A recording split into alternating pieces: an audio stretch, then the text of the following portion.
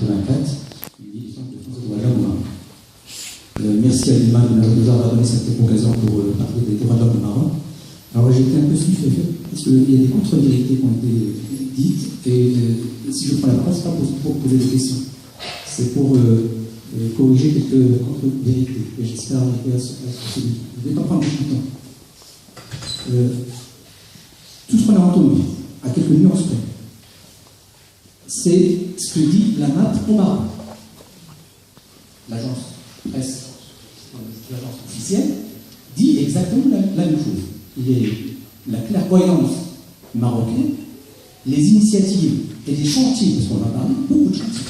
Alors là, le Maroc est passé champion du monde dans les initiatives concernant le traitement des droits de l'homme. Ne parlons pas des traités internationaux ratifiés, les conventions, etc. Monsieur Debissi-Yazami les a évoqués. Je ne vais pas revenir là-dessus. Sauf que là où le bas blesse, ce n'est pas d'avoir signé ou ratifié ces conventions ou ces traités. Le problème, c'est l'application.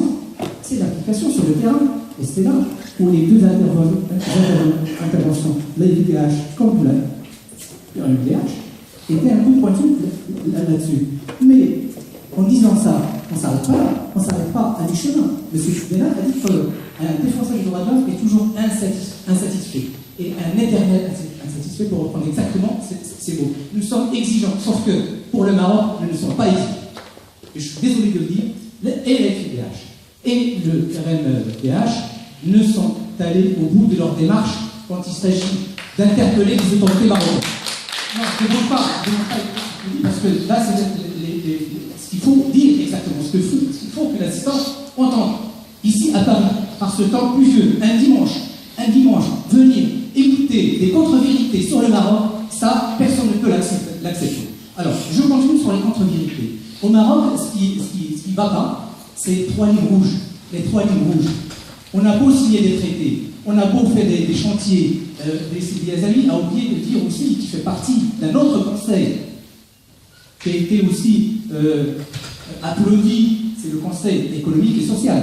Il a oublié parce qu'il fait partie de plusieurs conseils initiés par le chef de l'État, enfin le palais pour dire, donc ce sont des faits du prince et non pas des choses donc acquises dans la durée et j'en passe.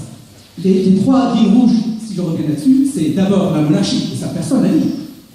Quiconque ose critiquer la monarchie marocaine, quel que soit le type de critique, que ce soit la famille ou les prises de décision, ou les discours, ou quoi que ce soit, est passible de peine d'amende. Donc, Internet, c'est beau, si Yazami l'a appelé, sur Facebook, on peut dire tout, bien sûr, mais sauf que nous avons quelques cas, en ce moment, la ZON s'occupe de ces prisonniers politiques et d'opinion, nous avons 330 cas de prisonniers politiques et d'opinion, parmi eux, des rappeurs, des jeunes Facebookers, et qui ont osé dire des choses sur la monarchie marocaine. Et nul. Donc, pour la monarchie marocaine, passez votre chemin. Deuxièmement, la religion musulmane. La religion musulmane. Vous avez parlé du code de la famille, d'accord, en ce qui concerne la femme. Bon, ça c'est un aspect, mais quand il s'agit de la religion musulmane, les Marocains sont systématiquement musulmans, ils n'ont pas le droit de changer de religion autour d'eux.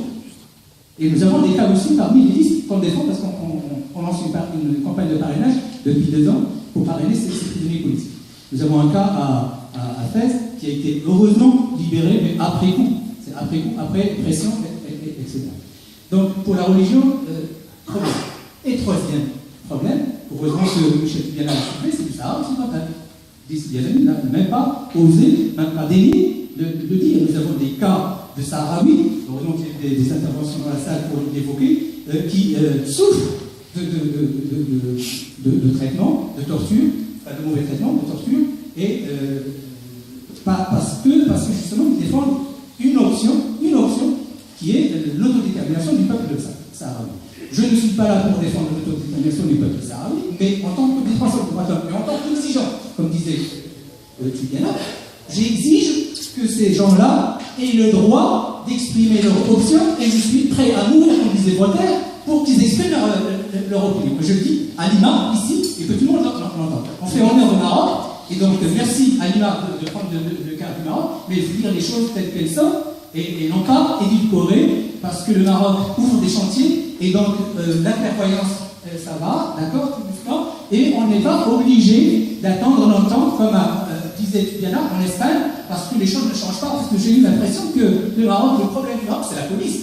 Merci beaucoup. C'est que Je crois que les interpellations sont suffisamment importantes et la parole soit donnée sont interdits par la police, et donc c'est pas un problème de système de gouvernance, c'est un problème de la police. Sinon, puisque c'est comme ça, puisque c'est les policiers qui ont fait tout autre problème au Maroc, on dirait que c'est un système à lui-même de la police au Maroc. Merci, je crois que ça vaut la peine de laisser du temps aux intervenants de réagir.